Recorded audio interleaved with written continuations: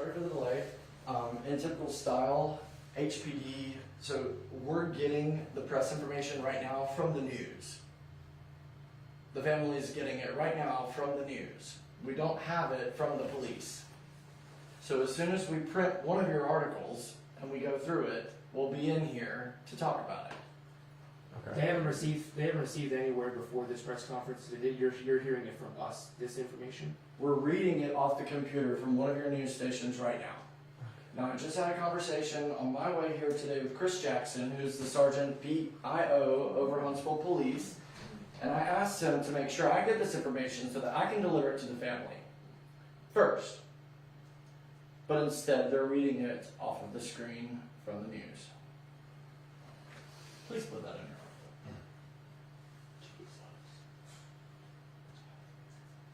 I thought I ordered this thing like a couple hours before we did, just so they'd be prepared. I thought that was the whole point, right? Yeah. Goodness, okay.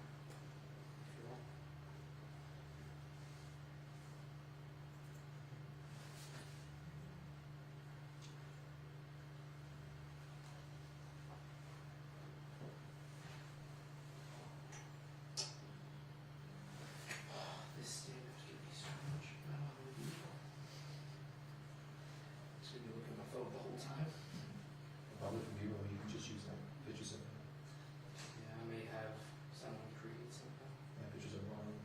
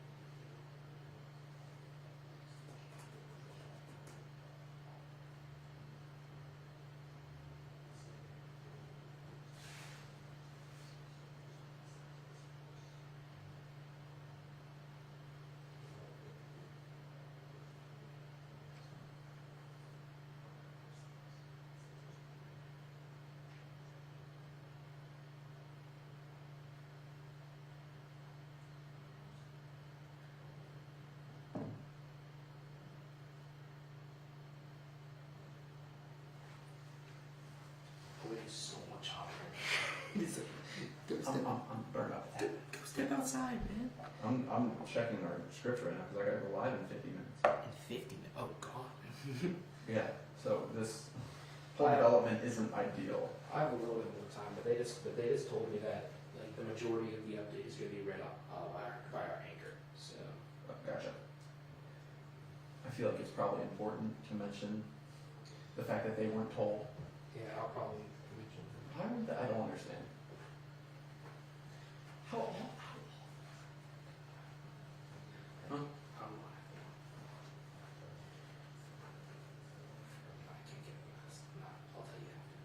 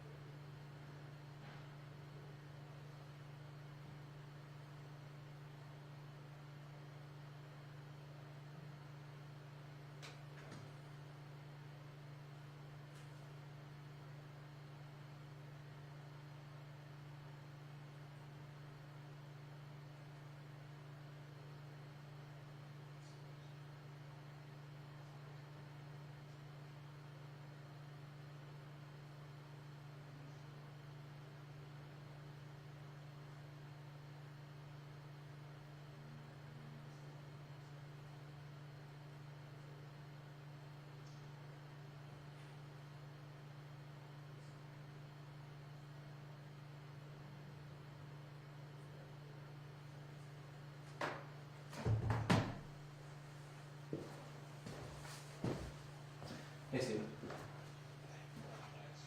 Right.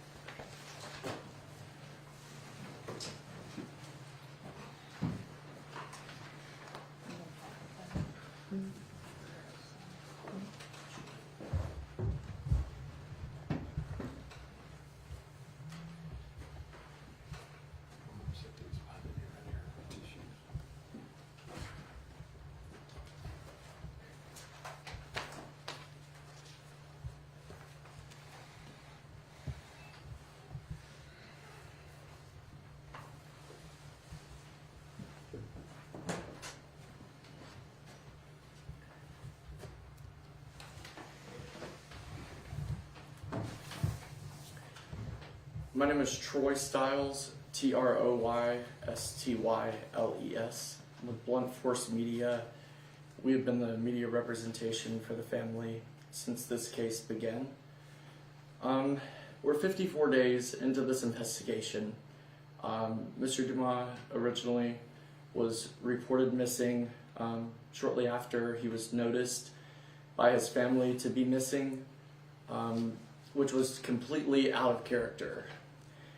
You have to keep in mind that when these situations happen, you're asking a total stranger to find someone that they do not know. And this family was very quick in their actions and their notice, and they have had to be contained for 54 days while investigators have done work on this case, and they have relied very heavily on investigators to do that work. Every tip that has come in has been handed to investigators within minutes, without receipt. We've not had even confirmation that they're receiving tips as they've been handed to them. We deployed a specialized hotline in this case. We have, connected our tip line as well as, handing out flyers all over Huntsville, and shared investigators' phone number and email in all of our flyers as well. And we're thankful to the community and to people who have stepped up with information in this case. We have just found out just moments ago that this active missing persons investigation has now been upgraded to an active abduction investigation. That information comes from Huntsville Police Department, who's issued a press release today, and we'll continue to let them speak as to the details of their investigation. Our reason for being here today is very much to thank the community for their support and for their notice of this case, and the media in this town. Every town has its own legacy media market, and I will say that Huntsville has an amazing group of press journalists that have kept after this case. You all have embraced this family, and most of all, you've been respectful of them, which, they need you a lot, and it's appreciated, all the work that's gone into this just from everyone involved. Huntsville Police Department has worked alongside the U.S. Marshals Task Force, Memphis Police Department, the DeSoto County Sheriff's Office, Southeastern Search Dogs, and others. But the family obtained their own private investigator in this case early on, and that has been instrumental in where we are today, I believe. We are thankful for all the agencies involved, including ALEA. So many people have worked on this case, but there has been a lot of issues that we'll speak on as well. We do have a $10,000 reward in this case, and we are keeping that active, but we're putting a deadline on it, because while we are satisfied that there are warrants and we're very much looking for justice, the family's just not able to move to that position. Mr. Dumas has 3 children, and Christmas morning, what they noticed was their father not there. And every day this family has called and they have begged investigators not to solve this case, but just to believe them, to even act like they were solving it. And today is the first day of affirmation after 54 days. The first indication that they were doing that. And while investigators must keep those details private to the investigation, they're to protect the investigation as well as the prosecution. The family understands that. We all do. But behind closed doors, there have been threats made to the family and an immense amount of agony and pressure induced by Huntsville Police Department specifically, and the investigator charged in charge of this case. I'm going to turn it over to Shakira Samples, who is the mother of Mr. Dumas. She has been the point of contact until HPD removed her and discontinued contact with her as the next of kin in this case, and she'll speak now.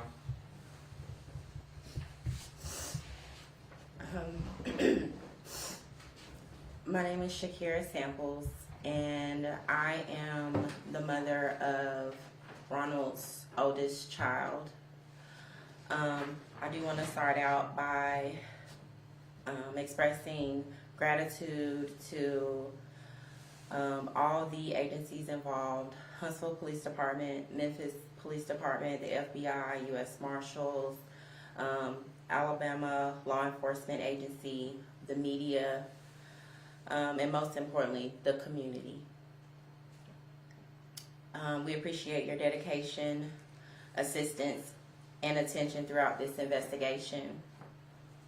For 54 days, we've searched for answers regarding the disappearance of Ronnie. While we wish we had located him by now, we remain without that closure. However, we have now received confirmation from the investigators that Ronnie was taken against his will.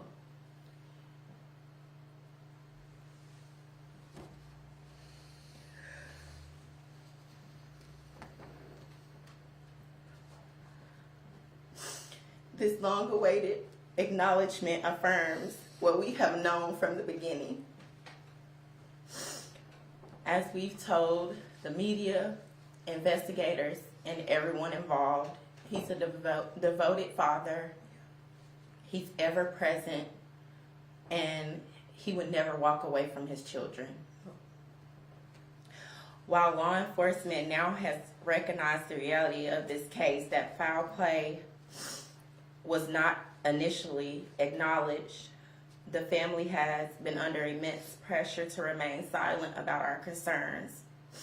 But we have remained steadfast in our belief that the original stance of this investigation was incorrect. Today, we stand validated. The Huntsville Police Department has obtained warrants in connection with this investigation. While this is a step toward justice, we cannot move forward in that process until Ronnie's children and the family receive the closure that we desperately need. We are still searching for him. Throughout this ordeal, Huntsville Police Department has repeatedly accused and threatened our family. Despite our insistence that this case was not one of voluntary disappearance, everything we told them from the beginning has now been proven to be correct. Ronnie would never abandon his children, ever. Earlier this week, we were informed that today would bring significant developments, and as anticipated, information was released at the last moment. This has been the pattern throughout the investigation. Now more than ever, we plead with the community to continue sharing tips and information. If you know anything, please call our hotline at 256-254-4240 or visit crimedesk.tips. On that website, you are able to submit tips anonymously as well, or contact Huntsville Police Department. Additionally, we want to acknowledge Magna Investigations, whom we have worked with since January 1st. Their contributions have been instrumental in pushing this case forward. We remain committed to finding Ronnie and bringing him home. Thank you, Shakira. This is Talia Berryhill. She also is a mother to Mr. Dumas' children. This family has a very unique relationship, and how Mr. Dumas served as a father, and even though the dynamics are odd, they're all very close, and so this is a very cohesive relationship that they all have together. And so if you would like to speak about Ronnie at this time. Again, my name is Talia Berryhill. I'm the mother of Ronnie's two daughters. As Shakira mentioned, Ronnie is big on family. Big on family. We are all very close to one another. I know that's an unusual dynamic in today's society, but She's one of my best friends. And this has robbed us. And we really wish that we were taken seriously the first time. We want him home. If you know something, please say something to us. We need him back. We just want this to be over for our kids and for us. Our kids are crying.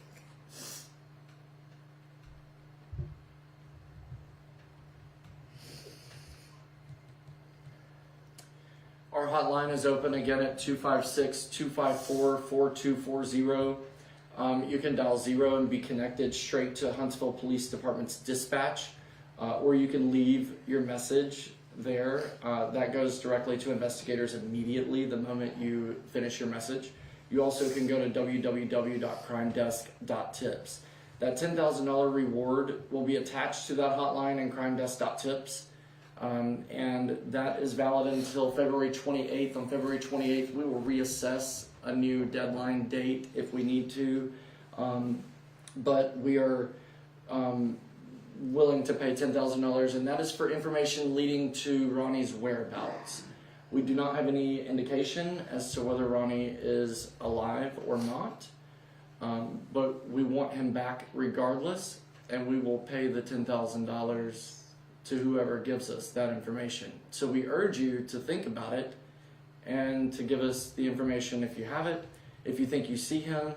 We expect to work these tips as they come in, and then James is our private investigator. Do you have anything to say or comment as far as the investigation? Like you said, I would just encourage anybody that knows where he's at to reach out. That's our number one priority right now, is finding Ronnie. Obviously, we don't have a hand in the prosecution of what goes on with that. We'll let the police handle that, but if we can just get Ronnie back, that's the biggest thing. We'll take questions. Before this started, you guys mentioned that you were just learning this new information. Can you maybe kind of talk about either, your thoughts on that, maybe disappointment, just now finding out about it through the media? Yeah, it's been a big beg of Huntsville Police to share just simple information, little updates like we have no information at this time. That's good for us. We don't get that in this case. They threatened the family about releasing. The family obtained the video from that. Everybody has requested the video. The family's had that information for a long time. You have to give them a lot of credit for the restraint of holding that video and not releasing it, because they could have. And we did not do that because Huntsville Police asked us not to do that. We did release the image of Ronnie because we felt like the outfit that he was wearing was different than what they had initially told the media, and we felt like that was important information. But the families just had, considerable restraint throughout this entire process. They're very level-headed people. They're not asking for the case file to be completely opened. As far as today goes, I predicted on, I think, Monday when we knew that this press release was coming, that we would get it close to the end of the day on Friday, because that is their style, and it has continued to be until 3:29 on Friday. We finally got the information. So, and how we got this information today was from the news website. So while we were awaiting the moment that we had scheduled to meet with reporters, the family went in and reviewed all this information on the news media's website. They did not get it firsthand, which would have been the most respectful way to treat a family, especially the family of a victim, in an ongoing abduction investigation. Can you say more about what kind of threats? Yeah. They said if we released the video, they would not speak to the family again. And have you had that's when the Yeah, That's when the and communication stopped. even though we didn't release the video, they followed through with that. I would say today's the first that I've had communication with the police department again. Now, Mr. Dumas' next of kin would actually be his father, who is living. He has spoken to police one time, and He hasn't spoken to them either. Right, yeah. He called one time, left a message. Investigator Gibbs, Stephen Gibbs, which is the lead on this investigation, finally did return his call. That's the only time he's ever spoken to him. But he would be the next of kin and the contact if they needed to make drastic contact. James, without compromising anything, can you share a little bit about your role in the investigation, what you were looking to help them? My initial goal when I reached out to the family was just to try to build a bridge. I'm formerly HPD. I know a lot of the guys in CID, so it was just kind of hoping to build a gap, a bridge on the communication side of things. Trying to make sure that the family understood that HPD's not going to be able to tell them every little detail of the investigation and stuff, but just try to, be able to talk to CID and maybe, be a go-between of ensuring the family that, hey, they are working on it. They got things that they're working on. They're not going to be able to tell us about, and things like that. Kind of as I saw that was not going to be an option as far as getting any feedback on how the investigation was going and stuff. We did start looking into it ourselves and going around and talking to people, obtaining the video from the liquor store and things like that. Had been able to identify a lot of these people. We'll say there a name on that list that they just released the warrants on, that we were not familiar with, but we had been able to identify some of those folks that we knew were going to be involved. I think the family's biggest thing was just trying to get HPD to acknowledge that something's not right, that he did not just walk away. And so that's been the biggest, I think that and the communication's been the biggest aggravation.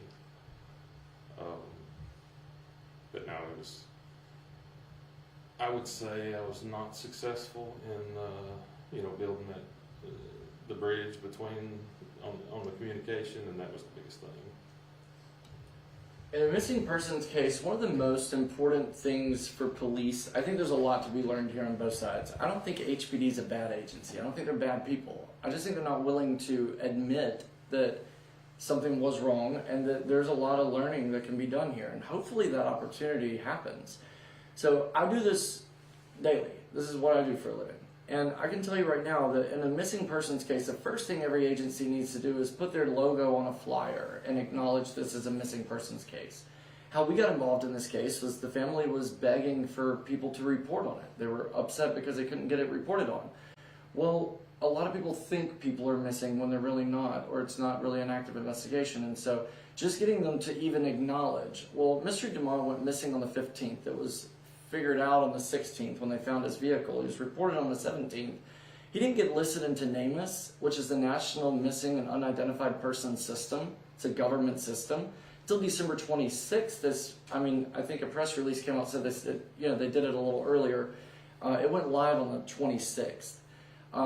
We organized a search of over 50 people, and it seemed like we were going to get some assistance from them. We organized that search throughout Tennessee and the areas of where the phone pinged and where his car was located. And the only authorities we saw when we were there were state troopers that showed up as soon as we got there and tried to get us to stop. So they must have known we were coming and we didn't tell them. So, they've tried to stop the family. They've even used profane statements at the family to describe the family's relaying of information. And I also want to acknowledge the information that's circulating around on social media. The family can't speak to the validity of that information. What we can say is that we shared it with investigators. We didn't share it with anybody else. We didn't share it in the first place. It was shared with the family. So to use profane language towards the family about, their part of this investigation, well, they had every right. They knew something was wrong. And I would like for everyone to ask yourself, if your family member went missing, would you talk to people? Would you ask people if they knew anything? Of course you would. There's not a handbook of how to carry yourself if somebody that you love disappears. So yes, we may be emotional. We're sleepless. So we just want answers, or if, there aren't answers out there that have not been discovered at this time, just a little bit of reassurance and not to be told, well, people just walk away. Shakira's right when she says there's no handbook for families, but there is a standard operating procedures for police departments, and those need to be updated in this city, as far as I'm concerned. Have any of you been able to see the information on the suspects so far? Do you recognize any of the names? As he stated, some of the names that are in this release, we had already, with the help of our private investigator, we had already located those people, and when we located those names, we did send that over to HPD and also to the FBI. We had not located those people. We had The learned of Yeah. their names and and their possible background. Did you guys, you recognize the names, did you guys know them prior? No. And we don't believe Mr. Dumas did either. Mm-mm. I think anybody in this town could have ended up in this situation. You said February 28th was that 10K. There was a deadline for the 10K. correct? That is correct. Yeah. At this time. Yeah, and just going back to what you just said, you guys are family members. You guys just want them home. Can you talk about as a family member, just kind of not having the communication you guys want from HPD, just you guys can get your loved one back home? Can you talk about how difficult that has been as a family member? for you guys? It's extremely difficult, and then this situation is a little complicated because Ronnie's not originally from Huntsville, Alabama. He's originally from Chicago. He moved here to go to college, and he built a family here. So his first blood relatives here are his children. Yeah. So what we've tried to do is be a voice for him, for our children, because could you imagine having to tell your child your dad was abducted, your dad has possibly been murdered, or whatever the case may be? It's difficult. It's a very difficult situation, and we just want answers at this point. Do your conversations change at all approaching that with the children now that this is officially confirmed to be an abduction? How do you handle that? Well, her daughters are 4 and 5. Yeah. So that's something that she will have to determine how she'll have that conversation. My son is 12. Even without saying anything to my son or even to her daughters, they know that they speak to their dad every day. Even if they don't see their dad every day, they speak to him every day. So it's extremely noticeable on their behalf to go from talking to somebody every single day to now I haven't talked to them for 54 days. My daughter walks around with her dad picture, goes to sleep with it, sets it up by her bed so that she can look at it while she is asleep. Yeah. She's 4. So at this point, we are trying to be delicate with them in our wording because this could be detrimental. Yes. So we are trying to be gentle with them and trying to protect them as much as possible. But at the same time, they need to know the truth. And they need closure. They need it. We don't want to keep, well, baby, he will come home. We don't know. He needs to come home. Mm-hmm. If you In know any something, shape please or say form that it something. may be. Please, because we need to wrap this up for our children. We've worked very closely with the family as well to help encourage them to deliver information to the kids, to be honest with them, in small doses. That way when this information came, that it wasn't so much of an impact.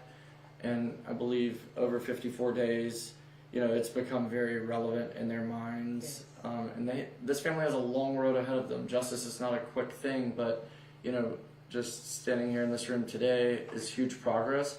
But we don't have him back yet, and that's the one thing we really need is his location, where he is right now. So part of the new information that was put out today is that, investigators have kind of narrowed it to maybe a 450-mile radius. Does that kind of give you guys hope that, it's getting closer to maybe getting some of those answers that you guys have been waiting for so long? I would say I am hopeful in the fact that the narrative has changed, but I'm not really sure about the radius because we don't have a timeline. We don't know what occurred. Also, we don't know for sure if he did ever leave Huntsville. So we don't know if he's possibly here or somewhere between here and Memphis or Mississippi. Yeah, this investigation stretches over 3 states. It's a multi-jurisdictional situation, and while it does have federal authorities on it, which is very helpful, I would like to also mention that the family was instrumental in bringing in federal investigators and communicating and all that with the FBI. They met with the FBI some while back themselves and initiated that meeting on their own. Not speaking for when HPD made their first contact with FBI or U.S. Marshals, but the family really has had to conduct their own investigation. But the mileage that you mentioned is a lot of miles, and there's a lot of territory with woods, and just it's not all dense territory. So when we searched a big area across Tennessee, under the area of where the Tennessee Bridge is, where Mr. Dumas' vehicle was located, in the middle of I-40, or in the left lane, obstructing traffic. And that's one of the reasons why the family thought that something was off. Who just gets out of their vehicle in the middle of the interstate, not in the emergency lane, but in the middle of the interstate, and just says, "Oh, I'm going to walk up here in this forest and start a new life"? I don't think that would have made sense to anybody 54 days ago, and it certainly doesn't make any more sense now. What do you think would have changed if HPD were to take this seriously from day one? A lot. A lot. If they had taken things seriously from day one and looked into things like his bank records, or they were able to get a timeline, they would have been able to track down the video from the liquor store sooner. In turn, after that, they would have been able to identify those women sooner. And also, if they had gotten to that liquor store sooner, the outdoor cameras would have been able to be accessed. By the time they got to the liquor store, the outdoor footage had already been rewritten. So there's no footage from that night from the outdoor cameras. We originally had received some tips that Mr. Dumas was seen in the area of downtown Huntsville. I think many of your markets reported on that. We determined that those were ghost sightings and they were not Mr. Dumas, but when we ourselves went and handed out these flyers, which by the way the family printed with their own money, HPD would not print the flyers, but when we put them under the windshield wipers and spoke to business owners, HPD had not been there. And yeah, if businesses record footage and nothing comes up short, then they just record over. So a lot of that was lost. One of the names on this list I must mention is someone who we think was on the footage in the liquor store. And one of the other people that we believe to be on that footage in the liquor store, we also believe to be deceased. So when you ask a question like, what do we think would be different? A lot. There's more information I'm sure that will come out about that, but it just didn't have to end up this way. Or take this amount of time. It's okay to believe that someone doesn't just walk away from their family. This isn't a time when men go and buy milk and diapers for their children anymore. And never come back. They're home with their families, with their children. They're active in their lives. It is okay to believe that and move with that belief. Well, Shakira, would you like to say what your question was? So the last time that I talked to the main investigator on this case, I asked him how he believed that Ronnie was surviving without money. And his response was that he possibly started a fake identity and a new life, and that's how he was funding his life. My response to that was, would you rather, in this case, investigate it to your full capabilities and we be wrong that maybe he did just walk away? Or would you rather have delays and drag your feet and then you be wrong and the family is right and something horrible has happened And that's exactly the situation that we are in. And at the end of that conversation, I said his name and I said, I want you to remember this day. And I want you to remember this conversation. Because if this was your family, you will understand exactly how we feel when you keep saying that he walked away. And he was abducted. They have confirmed. He was abducted 54 days ago. We don't know where he is or his condition. One last thing, I just want to say I do appreciate you guys talking to us on such a hard afternoon. Just for our own purposes, would you guys both mind just saying and spelling your names for us? Yes, so again, I'm Shakira Samples. That's Shakeria. Last name Samples. And I'm Talia Berryhill, TALIA BERRYHILL. James, can you do the same? James Andrews, JAMES ANDREWS. It's Magna Investigative Group, MAGNA Investigative Group. And then just confirming, mother of son and mother of his 2 daughters, correct? Okay. And his son is it okay to say his age? Mm-hmm. He's 12. 12 years old. And then 4 and 5 for you. You guys good? Thank you so much. When we say thank you to y'all, Thank we you. mean it. Thank you.